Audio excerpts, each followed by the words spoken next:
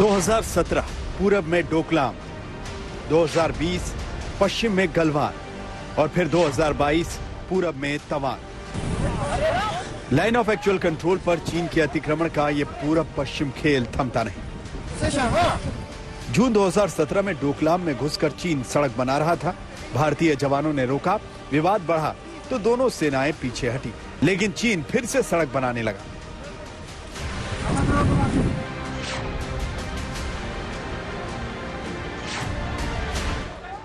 जून 2020 गलवान में चीन ने भारतीय सेना पर धोखे से हमला किया।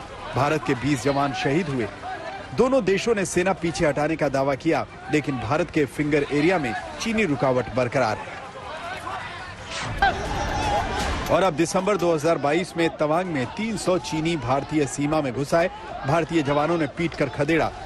दोनों तरफ से शांति की अपील की गई।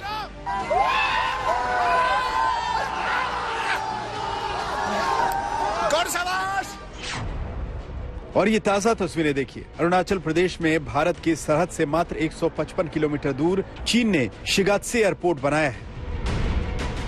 यहाँ फाइटर जेट्स हैं, अर्ली वार्निंग जेट्स हैं, यूएवीज हैं, जो बेहद कम समय में आसपास के इलाकों पर हमला कर सकते हैं। मतलब चीन की साजिश पूरी है। वो बार बार अतिक्रमण कर रहा है। भारतीय सेना भी मुस्तैद है। जवाब मुकम्मल मिल रहा है, लेकिन देश की सियासत में उठ रहे सवालों के जवाब नहीं मिल रहे। कोई भी उदाहरण ले लीजिए इस दुनिया में जहाँ पे किसी देश की सीमा पर आक्रमण हुआ है, देश के जवानों का शहादत हुआ है और उस देश का नेता चुप बैठा हुआ है। उस देश का नेता सदन में उस बात को उठाने से वो पीछे मुकरता है। कहीं नहीं देखा हमने। लेकिन अफसोस की बात है, आज इस हमारे देश में जब हमारी सीमा पर आक्रमण हो रहा है, हमारी जवानों की शहादत हो रही है, जवान अब वो मजबूती से हमारी सीमा को सुरक्षित कर रहे हैं, प्रधानमंत्री मोदी जी, प्रधान सेवक आज चुप है। सबसे पहले तो जो स्टेटमेंट था वो स्टेटमेंट अधूरा था। उसमें ये जानकारी नहीं दी कि ये अग्रेशन क्यों हुआ, क्यों इस तरीके के क्लैशेस हुए, क्यों ये ऐसी नौबत आई और क्यों ऐसा है कि बार बार चाइना की तरफ से ये अग्रेशन दिख रहा है। उन्होंने ये तक जवाब नहीं दिया कि 9 तारीख को ये घटना हुई है और हमारी सरकार बिल्कुल चुप बैठी हुई थी जब तक एक अखबार ने इसके बारे में खुलासा नहीं किया। Unfortunately, BJP is doing nothing about it.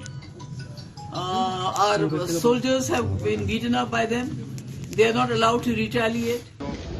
9 तारीख का क्लैश हुआ है, वो 17,000 फीट नीचे से ऊपर चीन आकर हमारी सेना पर हमला करता है।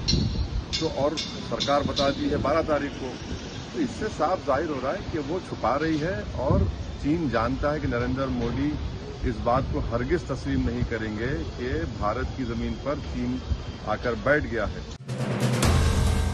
विपक्ष का आरोप है कि सरहद पर चीन लगातार पांव पसार रहा है और सरकार सहूलियतें देकर चीन का कारोबार बढ़ा रही है, क्योंकि 2003-2004 में जिस चीन से भारत का आयात करीब 4.34 अरब डॉलर था, वो 2013-14 में बढ़कर 51.03 अरब डॉलर पर था और वो 2021-22 में 94.2 अरब डॉलर को पार कर गया।